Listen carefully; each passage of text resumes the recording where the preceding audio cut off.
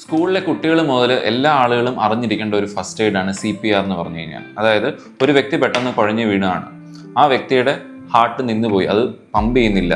അപ്പോൾ എന്ത് പറ്റുമെന്ന് വെച്ചാൽ അടുത്ത കുറച്ച് മിനിറ്റുകൾക്കുള്ളിൽ ആ പമ്പിങ് നമുക്ക് തിരിച്ച് സ്റ്റാർട്ട് ചെയ്യാൻ പറ്റിയാൽ ആ വ്യക്തിയെ തിരിച്ച് ജീവിതത്തിലേക്ക് കൊണ്ടുവരാൻ പറ്റും. ഇല്ലാന്നുണ്ടെങ്കിൽ പെട്ടെന്ന് തന്നെ ബ്രെയിനിലേക്കുള്ള രക്തോട്ടവും ഗ്ലൂക്കോസ് ഇല്ലാതാവുകയും ചെയ്യുകയും ആ വ്യക്തി മരണത്തിലേക്ക് പോവുകയും ചെയ്യുന്നതാണ്. നമ്മൾ ഹോസ്പിറ്റലിലൊക്കെ ഒരുപാട് ആളുകളെ കൊണ്ടുവരും. അതായത് ആ വ്യക്തി കുഴഞ്ഞു വീണ് 10ഉം 20ഉം മിനിറ്റ് കഴിഞ്ഞ് പിന്നെ കുറേ യാത്രയൊക്കെ ചെയ്തിട്ടായിരിക്കും ഹോസ്പിറ്റലിൽ വരുന്നത്. വന്നതിന് ശേഷം നമുക്ക് പലപ്പോഴും ഒന്നും ചെയ്യാൻ പറ്റില്ല. അപ്പോൾ അവിടെ വെച്ച് നമ്മളൊരു CPR ഇനിഷ്യേറ്റ് ചെയ്താൽ പോലും അതിനൊരു റിസൾട്ട് കിട്ടണമെന്നില്ല.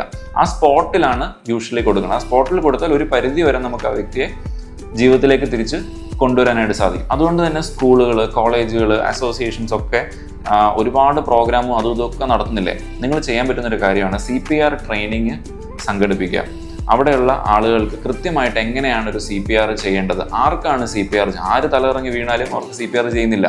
തലകറങ്ങി ഒരാൾ വീഴാണ്, പെട്ടെന്ന് ബോധമൊക്കെയായിട്ട് വീഴുകയാണെങ്കിൽ അവർ റെസ്പോണ്ട് ചെയ്യുന്നുണ്ടോ, സ്വന്തമായിട്ട് ശ്വാസം എടുക്കുന്നുണ്ടോ, അവരുടെ പൾസ് നോക്കുക, കരോട്ടിഡ് പൾസ് എന്ന് പറഞ്ഞാൽ ഈ ഭാഗത്തുള്ള പൾസ് നോക്കുക. ഇതൊക്കെ നോക്കി ഈ വ്യക്തി സ്വന്തമായിട്ട് ശ്വസിക്കുന്നില്ല, ഹൃദയമിടിപ്പ് നിന്നു എന്നുള്ളൊരവസ്ഥയാണെങ്കിൽ പെട്ടെന്ന് തന്നെ ഒരു നല്ല CPR ചെയ്തു കഴിഞ്ഞാൽ ആ വ്യക്തിയെ നമുക്ക് ജീവിതത്തിലേക്ക് തിരിച്ചു കൊണ്ടുവരാനായിട്ട് സാധിക്കുന്നതാണ്.